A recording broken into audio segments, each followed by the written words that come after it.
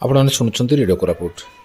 आज आम कथबार्ता करवा ओडिशा निखिल उत्कल कल्याण शिक्षक और शिक्षा निरीक्षक संघर साधारण संपादक श्री विजय रथों सहित कथा आज आम बसीचे जानापी जे आमर स्कूल एंड मास एजुकेशन शिक्षक शिक्षयित्री मान सहित समान कार्य करुवा अनुसूचित जाति और अनुसूचित जनजाति उन्नयन विभाग शिक्षक शिक्षयित्री किपरि भाव से कम सुविधा सुजोग पाँच से संपर्क में आम विजयनाथ भाई सहित कथबार्ता कर जाना से संघ तरफ कौन सब पदक्षेप नहीं एवं सरकार तरफ कौ पदक्षेप नि से संपर्क में कथबार्ता करवा। यार जो समस्या रही जो तारतम्यर समस्या यही डिस्क्रिमिनेशन समस्या या संपर्क में कथबार्ता करवा।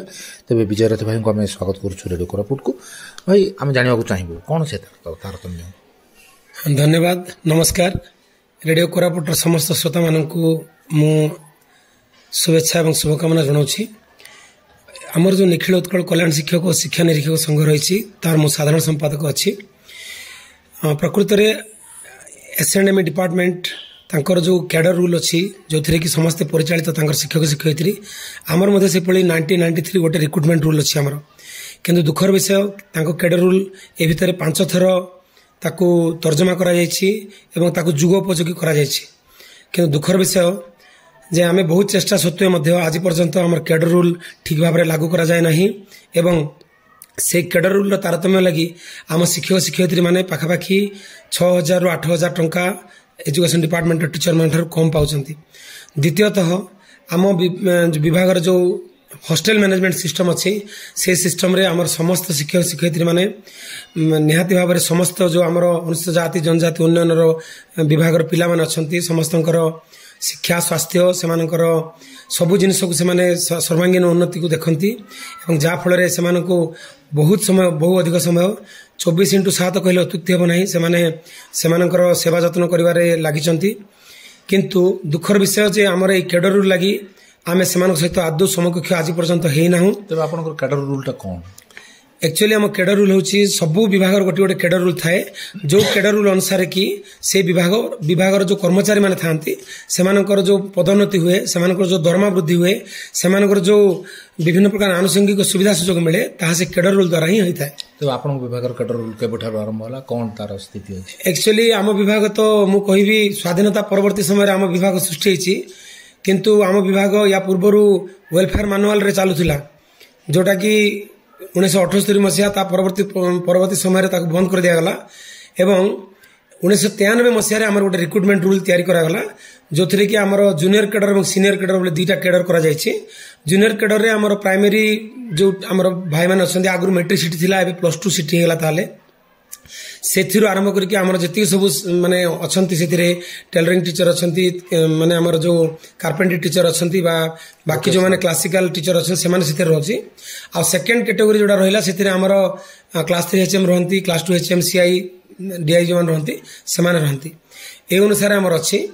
किंतु दुखर विषय जे आमर जो एसएनएम रो केते एसएनएम रे जो 5 प्रकार से माने कैडर जो प्राइमरी रे करछंती आ मु तो कहबी जेतेबेले आमर विद्यालय गणशिक्षा विभाग में पाखापाखि 6 ରୁ 8 वर्ष रु अधिक हो गलानी से नोमेनक्लेचर चेंज करले से डीआईसीआई आ नहांती। किंतु दुखर विषय आम विभाग में डीआईसीआई माने पद वर्तमान सुधा चली किंतु से education department BO DO ADO M सहित आदौ समकक्ष नुहति से कौन विद्यालय केवल से आसी आमर जो शैक्षिक मूल्यांकन करती से बाकी कौन से पाखे कौन कह सब दायित्व डीडब्ल्यू ऊपर अछि। हाँ, जिला मंगल अधिकारी आमर सबू जिनस से होचंती आमर एडमिनिस्ट्रेटिव हेड आमे जेहेतु जिला स्तर रे आमे जिलापाल निर्देश अनुसार आमे काम करू समस्ते।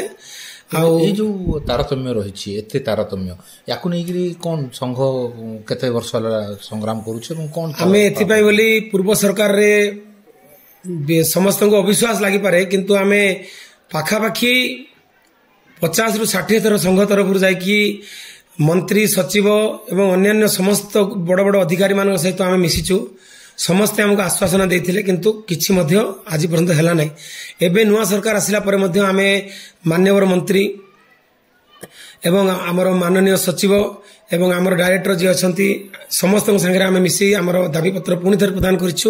ଆଉ ସେମାନେ ଆମକୁ ନିର୍ଭର ପ୍ରତିଶ୍ରୁତି ଦେଇଛନ୍ତି ଯେ ନିଶ୍ଚିତ ଭାବରେ ଆପଣଙ୍କର ଯେଉଁ କେଡର ରୁଲ୍ ବର୍ତ୍ତମାନ ତିଆରି ଚାଲିଛି ଏବଂ ସେ କେଡର ରୁଲ୍କୁ ଅଳ୍ପ ଦିନ ଭିତରେ ଲାଗୁ କରାଯିବ ବୋଲି ଆମେ ନିଶ୍ଚିତ ଭାବରେ ଆଶାବାଦୀ ଅଛୁ ଯେ ଏହି ସରକାର ଅମଳରେ ଆମେ ଆମର କେଡର ରୁଲ୍ ଆମେ ପାଇବୁ ଏବଂ ଆମ ଶିକ୍ଷକ ଶିକ୍ଷୟିତ୍ରୀମାନଙ୍କ ଭିତରେ ଯେଉଁ ଗୋଟେ ସବୁବେଳେ ଗୋଟେ ମାନେ ଦୁଃଖଦ ମାନସିକତା ରହିଛି ଏବଂ ସେମାନେ ଦୁଃଖୀ ରହୁଛନ୍ତି ସବୁବେଳେ ଯେ ସେମାନଙ୍କର କାଉଣ୍ଟରପାର୍ଟ ଯେଉଁମାନେ ଏସ୍ଏନ୍ଏମ୍ରେ ଅଛନ୍ତି ସେମାନେ ପ୍ରମୋସନ ପାଇକି ଲେଭେଲ 3 ପର୍ଯ୍ୟନ୍ତ ଗଲେଣି, ସେମାନେ ଅଧିକା ସାଲାରୀ ପାଉଛନ୍ତି କିନ୍ତୁ ଆମର ସେଇ ଜିନିଷରେ ଆମର ହଉନାହିଁ ଆମର। ଆଉ ଯାହାଫଳରେ କି ଆମେ ସବୁବେଳେ ଯେଉଁ ମେସ୍ ମ୍ୟାନେଜମେଣ୍ଟ ଦାୟିତ୍ୱରେ ରହି ଆମେ ସବୁବେଳେ ମାନେ ଜଣକୁ ଟିକେ ମାନେ ନିଷ୍ପେଷିତ ମନେ କରୁଛୁ ଆମେ। ତେଣୁକରି ଏଥିପାଇଁ ମୁଁ ସରକାରକୁ ମଧ୍ୟ ଆମେ ବାରମ୍ବାର ଅନୁରୋଧ କରିଛୁ ଯେ ଏଇ ଯେଉଁ ମେସ୍ ମ୍ୟାନେଜମେଣ୍ଟ ଦାୟିତ୍ୱଟା ନିଶ୍ଚିତ ଭାବରେ ଗୋଟେ ଥାର୍ଡ ପାର୍ଟି କାହାକୁ ଦିଆଯାଉ ଆଉ ଯୋଉଥିପାଇଁ କି ଡେଡିକେଟେଡ୍ ମେସ୍ ମ୍ୟାନେଜର ରୁହନ୍ତୁ, ଯେମିତିକି ଆପଣଙ୍କର ନବୋଦୟରେ ହେଉଛି କିମ୍ବା ଆପଣଙ୍କର ଡୁନ୍ ସ୍କୁଲରେ ହେଉଛି କିମ୍ବା ଆପଣଙ୍କର ଯେଉଁ ଆର୍ମି ବୋର୍ଡିଂ ସ୍କୁଲରେ ହେଉଛି। ଆଉ ଆମର ପାଖ ଆପଣମାନେ ଜାଣିଥିବେ ଯେ ଆମର ପାଖ ପାର୍ଶ୍ୱବର୍ତ୍ତୀ ଆମର ଯେ ନେବରିଂ ଷ୍ଟେଟ୍ ଅଛି ଆମର ଆନ୍ଧ୍ରପ୍ରଦେଶ କିମ୍ବା ଛତିଶଗଡ଼ କୁହନ୍ତୁ, ସେଥିରେ ତାଙ୍କର ମେସ୍ ମ୍ୟାନେଜମେଣ୍ଟ ଗୋଟେ ବ୍ୟୁଟିଫୁଲ ଷ୍ଟ୍ରକ୍ଚର ଅଛି ତାଙ୍କର। ସେମାନେ ଗୋଟେ ଡେଡିକେଟେଡ୍ ମେସ୍ ମ୍ୟାନେଜର ଅଛନ୍ତି ଯେଉଁମାନେ କି ଗ୍ରାଜୁଏଟ୍ ଲେଭେଲର ସେମାନେ। ତାପରେ ସେମାନଙ୍କର ଆପଣଙ୍କର ମେସ୍ ମ୍ୟାନେଜମେଣ୍ଟ କେମିତି କରୁଛନ୍ତି? ଆମର ମେସ୍ ମ୍ୟାନେଜମେଣ୍ଟ ଏମିତି ହୁଏ ଯେ ଆମର ଜଏଣ୍ଟ ଦାୟିତ୍ୱ ରହେ ଆମର ଯିଏ ବ୍ଲକ ଲେଭେଲରେ ଯିଏ ଅଛନ୍ତି ଆମର ମଙ୍ଗଳ ଉନ୍ନୟନ ଅଧିକାରୀ ବା ଆମେ ଡବ୍ଲ୍ୟୁ ବୋଲି ଆମେ କହୁଛୁ, ତାଙ୍କ ସହିତ ଆମର ଜଏଣ୍ଟ ପାସବୁକ୍ ରହେ ଏବଂ ବିଦ୍ୟାଳୟରେ ଜଣେ ଆସିଷ୍ଟାଣ୍ଟ ସୁପରିଟେଣ୍ଡେଣ୍ଟ ରୁହନ୍ତି। ଆଉ ଝିଅ ପିଲାମାନଙ୍କ ପାଇଁ ଆମର ସରକାର ସୁପରିଟେଣ୍ଡେଣ୍ଟ ଆମେ ଜଣେ ଜଣେ ମେଟ୍ରନ୍ ଦେଇଛନ୍ତି ଆମର, କିନ୍ତୁ ପୁଅ ପିଲାମାନଙ୍କ ପାଇଁ ସେମିତି କିଛି ନାହିଁ। ଆଉ ଜଣେ ଟିଚର ଭିତରୁ ଜଣେ ନା ହଁ ଶିକ୍ଷକ ମାନଙ୍କ ଭିତରୁ ଜଣେ ଆସିଷ୍ଟାଣ୍ଟ ସୁପରିଟେଣ୍ଡେଣ୍ଟ ଶିକ୍ଷକ ମାନଙ୍କ ଭିତରୁ ଜଣକୁ ଆସିଷ୍ଟାଣ୍ଟ କରିଦିଆଯାଏ। ସେ ପାଠ ପଢାନ୍ତି ଏବଂ ତାଙ୍କ ପାଠ ପଢାନ୍ତି ତା ସହିତ ପିଲାମାନଙ୍କର ସବୁ ଦାୟିତ୍ୱ ବୁଝନ୍ତି। ଏକ୍ସଟ୍ରା ଦାୟିତ୍ୱ ହଁ ନିଶ୍ଚିତ ଭାବରେ ଆମେ କହିପାରିବା।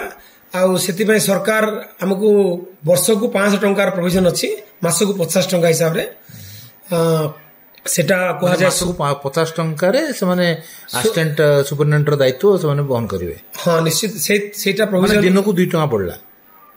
ସେଟା ତ ମୁଁ ମାନେ କିଛି କହିପାରିବିନି କାରଣ ସରକାର ସେଟା ମାନେ ଫିକ୍ସ କରିଛନ୍ତି। ସେଟା କେତେ ବର୍ଷ ହେଲା ଏମିତି 500 ଟଙ୍କା? ସେଇଟା ମୁଁ ଭାବୁଛି ମୋର ଦେନ୍ 25 ଇୟର୍ସ ହେଇଯିବ ବୋଧେ, 20 ବର୍ଷରୁ ଅଧିକା ହେଲାଣି ସେଟା। ମାନେ ରିଭିଜନ କିଛି ହେଇନି ତା ପାଇଁ। ଆଉ ପୂର୍ବ ସରକାରରେ ଆମେ ଏଟା ଦାବି ଯେତେବେଳେ ଜଣେଇଥିଲୁ ସେମାନେ କହିଥିଲେ ଆକୁ ଆମେ ଏସ୍ଏନ୍ଏମ୍ଇ ଡିପାର୍ଟମେଣ୍ଟରେ ଆଉ ବାକି ସବୁ ଆମେ ଗୋଟେ କନଭରଜେନ୍ସ ମିଟିଂ କରିବା ତାଙ୍କ ସହିତ ଏବଂ ଦିଟା ଯାକ ଡିପାର୍ଟମେଣ୍ଟର ସବୁ ଟିଚର ମାନଙ୍କୁ ସମାନ ଭାବରେ ଆମେ ସୁବିଧା ସୁଯୋଗ ଦେବା ବୋଲି। ଆପଣଙ୍କର ଯୋଉ ଦରମା କଥା, ଏ ଦରମାଟି କେବେ ଲାଷ୍ଟ ବଢିଥିଲା? କେବେ ଦରମା ବଢିବାଟା ଯୋଉଟା ଆପଣ କହୁଛନ୍ତି ଯୋଉ ଲାଷ୍ଟ ଆମର 7th ପେ କମିଶନ ଯୋଉଟା ହେଇଥିଲା ସେ ଅନୁସାରେ ଆମର ବଢିଥିଲା। କିନ୍ତୁ ଏସ୍ଏନ୍ଏମ୍ଇ ଡିପାର୍ଟମେଣ୍ଟର କଣ ହେଇଛି ନା ତାଙ୍କର ଏବେ ରିସେଣ୍ଟଲି କିଛି ଦିନ ତଳେ ତାଙ୍କର 2400 ଗ୍ରେଡ୍ ପେ କୁ ସମ୍ପୂର୍ଣ୍ଣ ରୂପେ ବାହାର କରିଦେଇଛନ୍ତି। ସେଟା ନାହିଁ ବିଲକୁଲ। ସେମାନଙ୍କର 2200 ଅଛି, ତାପରେ 2800 ଗ୍ରେଡ୍ ପେ, ତାପରେ 4200, ତାପରେ 4600 ଗ୍ରେଡ୍ ପେ ସେମାନଙ୍କର ଅଛି।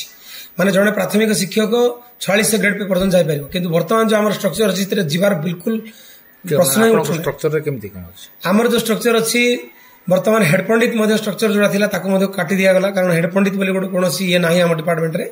ଜଣେ 2200 ଏବେ ଜନ୍ମ ମାନେ ଆମ ବିଦ୍ୟାଳୟରେ ଯଦି ସେ ଯୋଗ ଦେଲା ଜଏନ୍ କଲା ମାନେ ସେ ଏ ଯୋଉ MSCP ଅନୁସାରେ ସେ 10 ବର୍ଷ ପରେ ନେକ୍ସଟ ଗ୍ରେଡ୍ ପେ ପାଇବ, ସେ ମାନେ 2800 ଗ୍ରେଡ୍ ପେ ପାଇବ। ମାନେ ବିଧାନ ଦେଖନ୍ତୁ ଯେ 2800 ଗ୍ରେଡ୍ ପେ ଟା ହଉଛି minimum grade pay +2 CT qualification ଯାହାର ଥିବ, ମିନିମମ୍ ଗ୍ରେଡ୍ ପେ ହଉଛି ସେତିକି। ଆଉ ଆମ ସହିତ ଆମର ଏସ୍ଏନ୍ଏମ୍ଇ ଭାଇମାନେ ମଧ୍ୟ ଦାବି କରୁଛନ୍ତି ଯେ ଆମର ଏଣ୍ଟ୍ରି ଗ୍ରେଡ୍ ପେ ଟା ମିନିମମ୍ 2800 ହଉ। ଆକ୍ଚୁଆଲି ବହୁତ ରାଜ୍ୟରେ ଏହା 4200 ଅଛି, କିନ୍ତୁ ଆମର ଯୋଉ ଫାଇନାନ୍ସିଆଲ କନଷ୍ଟ୍ରେଣ୍ଟ ଅଛି ବୋଲି ଆମେ ଶୁଣୁଛୁ। ଆମର ଆପଣଙ୍କର ପ୍ରଥମ ମ୍ୟାକ୍ସିମମ୍ ସେ 2800 ପର୍ଯ୍ୟନ୍ତ ଯାଇପାରିବ ନା ତାଠୁ ଅଧିକ? 2800 ଯାଇପାରିବ ଯଦି କ୍ୱାଲିଫିକେସନ ଅଛି, ତାହେଲେ ସେ 4200 ଯାଇପାରିବ। ଯଦି ମନେ କରନ୍ତୁ ଜଣେ +2 ସିଟି ସେ ଯଦି BA/BD କରିଛି ତାହେଲେ ସେ 4200 ଯାଇପାରିବ, ନହେଲେ ଯାଇପାରିବ। ଯଦି 4200 ନ କରୁଛି ତାହେଲେ ସେ ଯିବାର କ୍ୱେଶ୍ଚନ ନାହିଁ।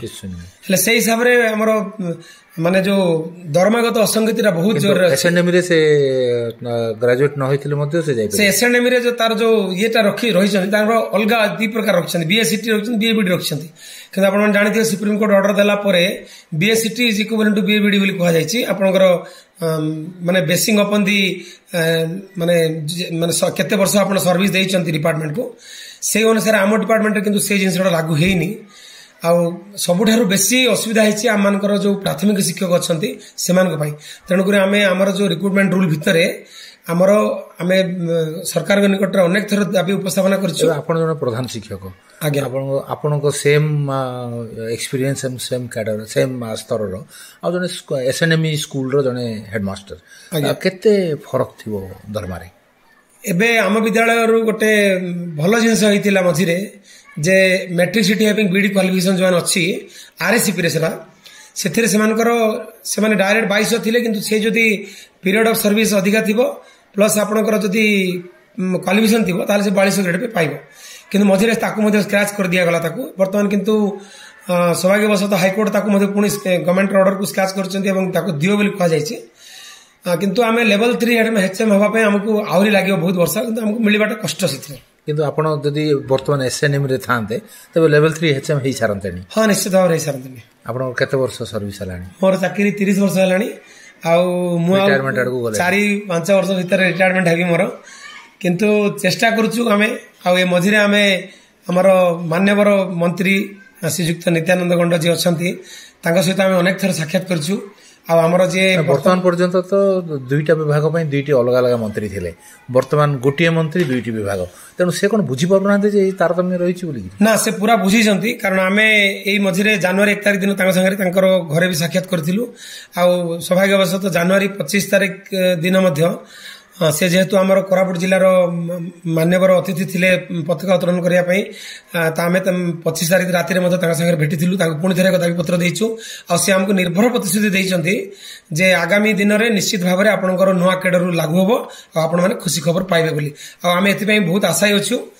ଆଉ ତେଣୁକରି ଆଶା କରିବି ଯେ ସରକାର ଆମର ଏହି ଦାବିକୁ ନିଶ୍ଚିତ ଭାବରେ ସହୃଦୟତାର ସହିତ ଗ୍ରହଣ କରିବେ ଏବଂ ଯଥାଶୀଘ୍ର ଆମର SNME ଭଳି ଆମ ଟିଚରମାନଙ୍କୁ ମଧ୍ୟ ଆମର ଗ୍ରେଡ୍ ପେ ପ୍ରଦାନ କରିବେ। ଧନ୍ୟବାଦ ବିଜୟ ଭାଇ, ଆପଣଙ୍କ ସହିତ ବିସ୍ତୃତ ଭାବରେ କଥାବାର୍ତ୍ତା କଲେ। ଅନେକ ଅନାଲୋଚିତ କଥା ଗୁଡ଼ିକ ଆଜି ଉଜ୍ଜୀବିତ ହୋଇଛି। ଆପଣମାନଙ୍କର ଯେଉଁ ପରିବେଶ ରହିଛି, ଆପଣମାନଙ୍କର ଯେଉଁ କର୍ମଦକ୍ଷତା ରହିଛି, ଆପଣମାନଙ୍କର ଯେଉଁ କର୍ମର ଯେଉଁ ଧାରା ରହିଛି, ସେ ସମ୍ପର୍କରେ ଅନେକ ନୂତନ ତଥ୍ୟ ଆମେ ପାଇବାକୁ ସମ୍ଭବ ହେଲା। ତେଣୁ ଆପଣଙ୍କ ପାଖରେ କୃତଜ୍ଞତା ଜଣାଉଛୁ ଏବଂ ଆମେ ନିଶ୍ଚିତ ଭାବରେ ଆଶା କରିବୁ, ଯେହେତୁ ମନ୍ତ୍ରୀ ମହୋଦୟ ବର୍ତ୍ତମାନ 2ଗୋଟି ବିଭାଗର ସେ ମନ୍ତ୍ରୀ, ତେଣୁ ନିଶ୍ଚିତ ଭାବରେ 2ଗୋଟି ବିଭାଗ ମଧ୍ୟରେ ସାମଞ୍ଜସ୍ୟ ଆଣିବେ, ସମତା ଆଣିବେ ଏବଂ ଶିକ୍ଷକ କୂଳକୁ ନ୍ୟାୟ ଦେବେ।